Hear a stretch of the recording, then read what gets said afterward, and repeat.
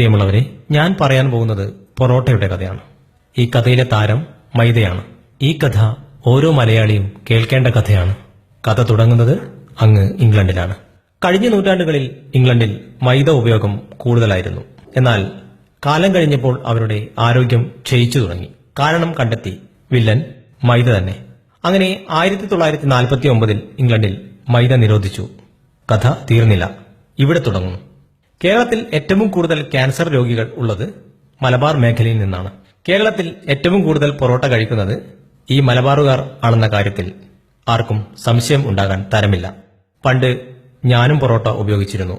എന്നാൽ ഇതിന്റെ ദോഷവശങ്ങൾ മനസ്സിലായപ്പോൾ അത് നിർത്തി.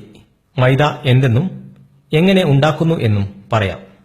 ഗോതമ്പിൽ പ്രധാനമായും 3 ഘടകങ്ങളുണ്ട്: ജം, തവിട്, എൻഡോസ്പേം.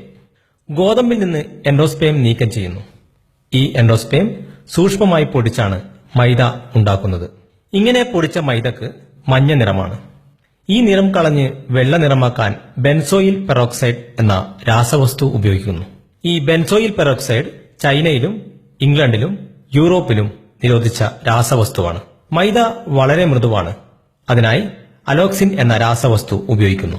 ഈ അലോക്സിൻ എലികളിലും ഗിനിപ്പന്നികളിലും ഉപയോഗിച്ചപ്പോൾ അവയുടെ പാൻക്രിയാസിലെ ബീറ്റാ കോശങ്ങൾ നശിച്ച് ഇൻസുലിന്റെ അളവ് കുറച്ച് പ്രമേഹം ഉണ്ടാകുന്നതായി കണ്ടെത്തി. ഈ പൊറോട്ട കഴിച്ചാൽ വിശപ്പ് ഉണ്ടാകില്ല അല്ലേ? എന്താകും കാരണം? ദഹിക്കില്ല. അതുതന്നെ നമ്മുടെ ദഹന വ്യവസ്ഥയ്ക്ക് നമ്മൾ തന്നെ നൽകുന്ന 8ന്റെ പണിയാണ്.